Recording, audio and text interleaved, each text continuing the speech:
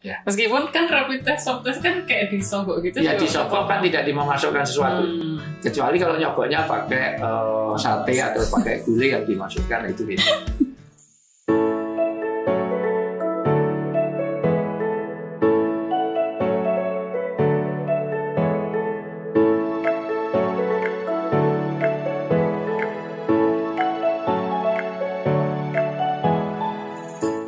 Assalamualaikum warahmatullahi wabarakatuh. Waalaikumsalam warahmatullahi wabarakatuh.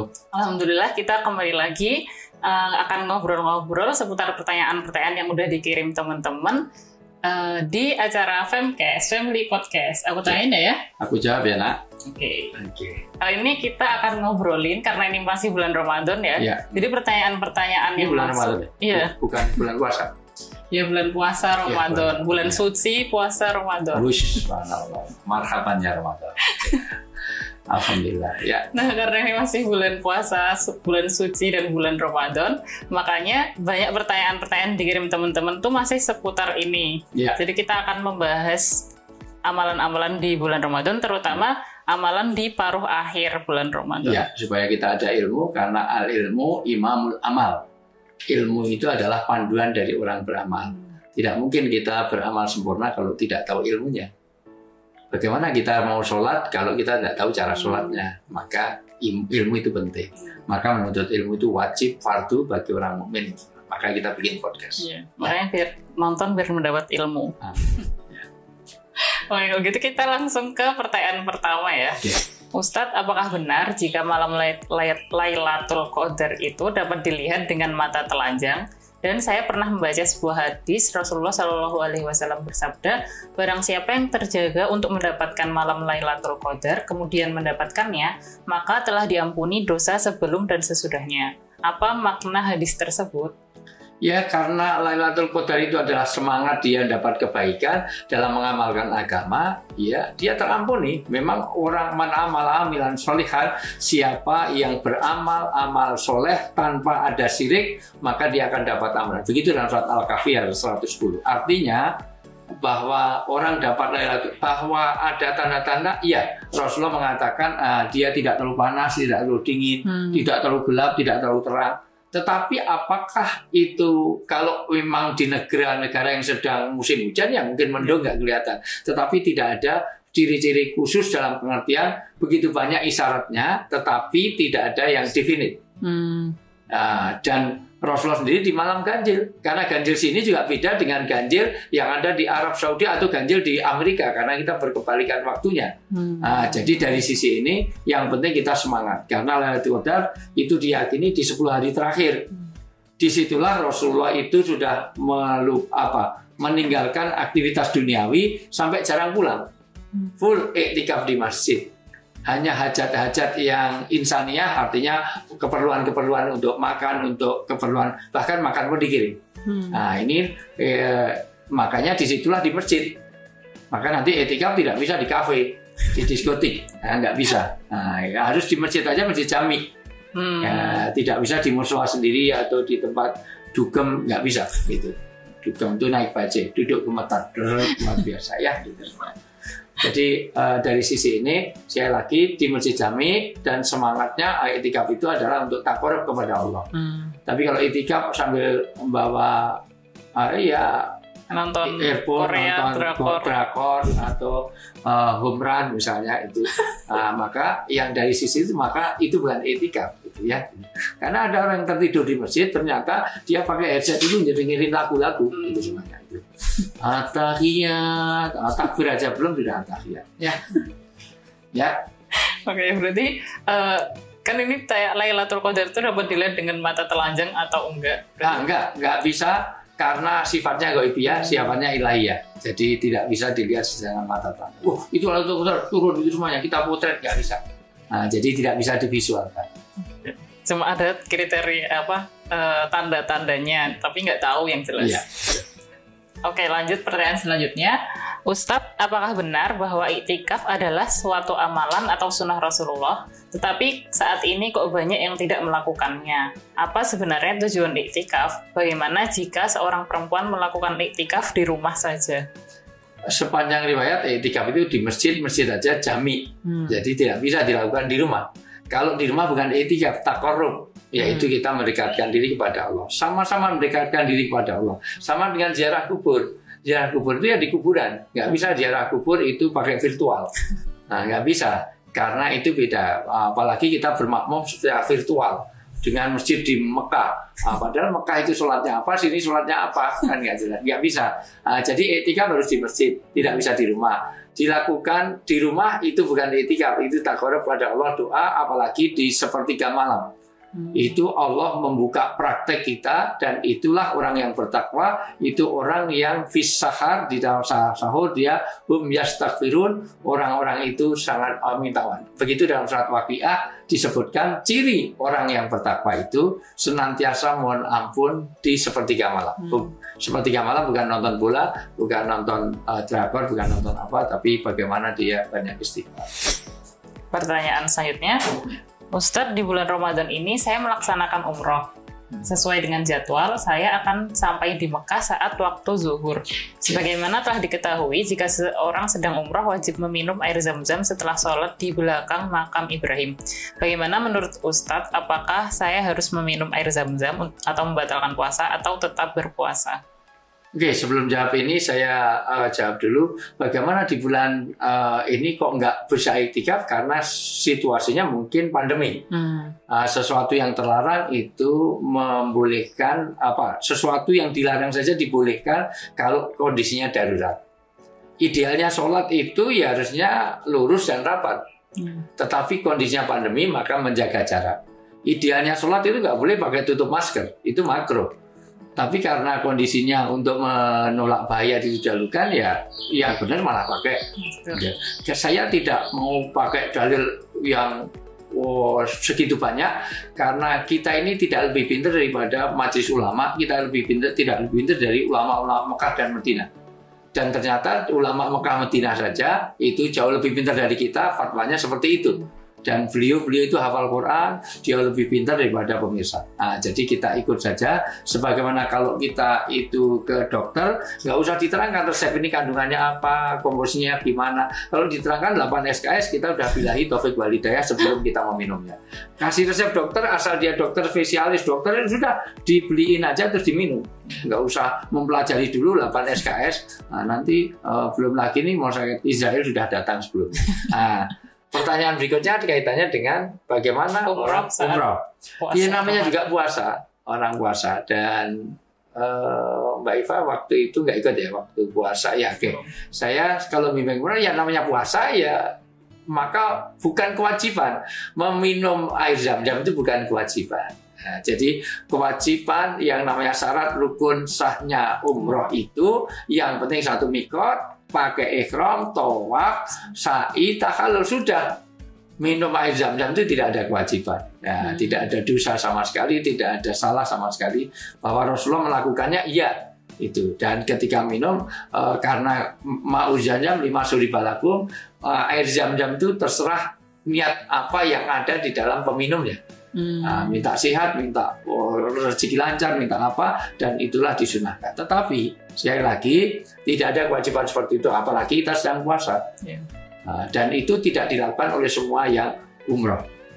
Lihat nanti yang umroh tidak ada yang minum zam-zam, itu semua. Padahal zam-zamnya gratis, nggak usah ngantri, karena memang nggak ada yang minum. Namanya puasa, ya gitu ya. Oke, jadi diluruskan bahwa minum air zam-zam setelah sholat, setelah umrah itu nggak wajib. Ya, jadi setelah sholat di belakang makam Ibrahim. Di belakang makam Ibrahim aja itu ulama sepakat tidak harus di belakangnya makam persis. Jadi selama di luar lingkaran itu, karena dulu sholat itu atas dasar Umar bin Khattab. Ketika Rasulullah selesai tawaf, maka Rasulullah tanya, ya Umar, di mana aku harus sholat? Sholatlah ya Rasulullah di belakang makam Ibrahim. Bayangkan kalau Umar bin Khattab mengatakan di depan makam Ibrahim, maka nggak terjadi tawaf, karena akan terjadi penumpukan luar biasa. Itu hikmahnya. Ya, kadang-kadang Umar bin Khattab karena keimanannya, karena kesungguhannya dalam beragama, beberapa ayat itu turun sebelum sesudah Imam setelah Umar bin Khattab itu. Artinya mendahului ayat turun. Nah, itu karena bijaknya, ya gitu. Nah, jadi sekali lagi ketika kita sedang puasa, kita tawaf sa'i, kita umroh, nggak perlu minum air zam-zam. Kecuali kalau tawafnya pas adzan maghrib. Ya, gitu. Kan tawaf sa'i bisa saya di tengah malam. Ya. Okay. Nah, pertanyaan selanjutnya ini berkaitan dengan pandemi saat ini. Ustadz, rapid test dan swab test kan dinilai efektif untuk menemukan virus corona. Nah, kalau saat berpuasa di bulan Ramadan ini saya melakukan tes tersebut, bagaimana status puasa saya? Boleh. Ya nggak boleh kalau rapidnya dengan cara makan dan minum dan bersetubuh. Karena yang mau tidak boleh dalam puasa yang membatalkan makan dengan sengaja, minum dengan sengaja, dan bersetubuh berhubungan suami istri tanpa sengaja. Tapi ada nggak orang yang berhubungan tanpa sengaja? Masa seorang suami tanya, yuk berbuat khilaf, yuk kita lupa, yuk kan nggak mungkin seperti itu. Jadi makan kalau nggak sengaja nggak ada masalah. Bahkan nggak usah ditegur kata Imam Hanafi. Karena Allah sedang memberi kamu, kenapa kamu? Kalau ada bulan Ramadan ada orang makan, selesai makan kamu tanya, itu, oh kamu nggak puasa? Loh puasa? Nah kenapa? Tadi nggak diingetin, Allah sedang memberi rezeki kepada kamu. Tapi nggak usah berdoa, ya Allah lupakan saya ketika puasa, ya Allah biar saya makan 3 piring saja, ya nggak usah. Nah jadi dari sisi ini sekali lagi, ketika orang sedang rapid tidak ada masalah. Itu pakai mungkin darah nggak masalah, keluar darah itu Rasulullah SAW sesungguhnya Rasulullah hijama, yaitu berbekam di waktu puasa.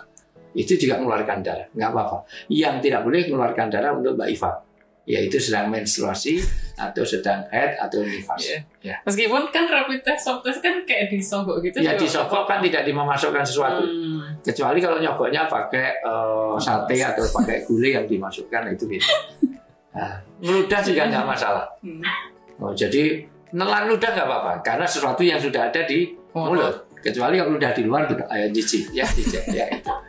Ya artinya nggak usah kita ngeludah terus. Karena ada orang puasa itu takut kalau nelan itu semuanya.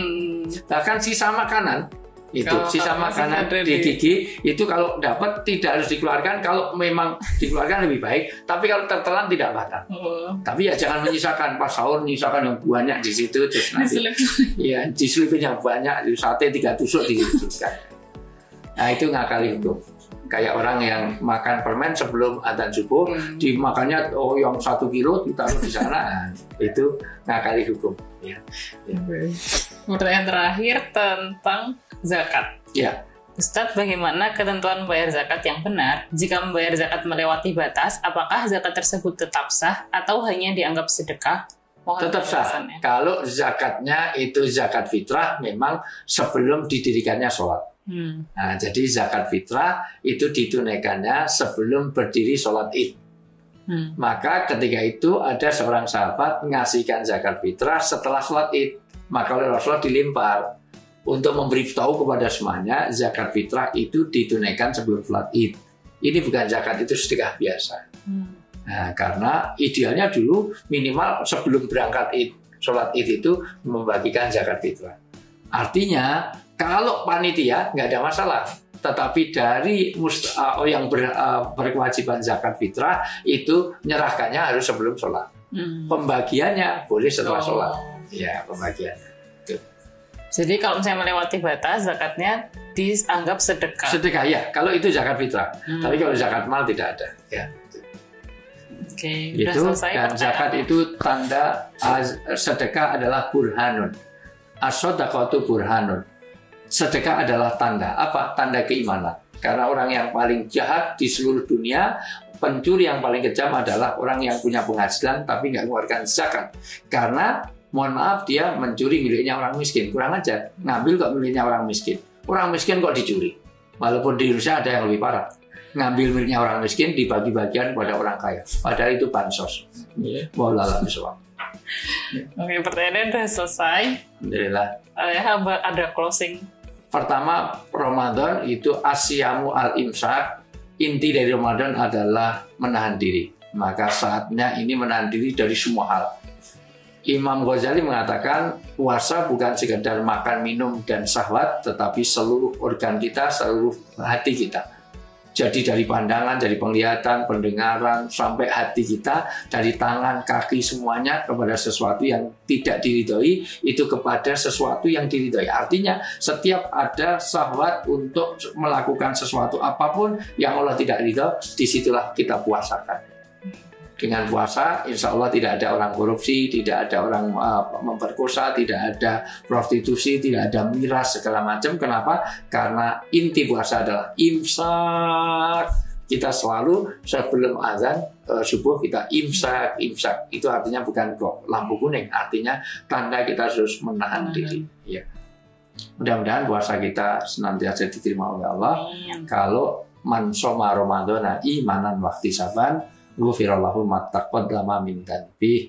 Orang yang puasa dengan penuh keikhlasan karena keimanan, karena ketakwaan, bukan untuk diet, bukan untuk apapun, untuk pengurusan badan, bukan untuk penghematan biaya belanja, bukan gitu.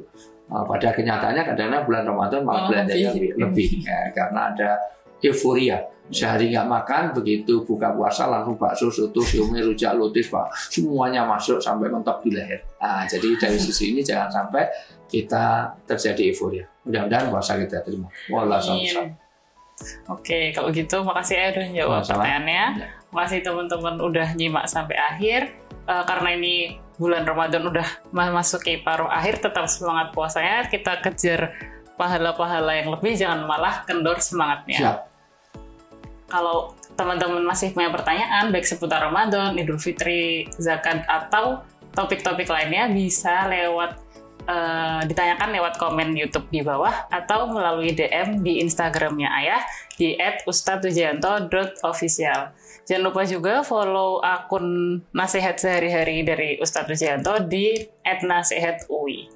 Oke, kalau gitu kita ketemu lagi di episode selanjutnya. Wassalamualaikum warahmatullahi wabarakatuh. Waalaikumsalam.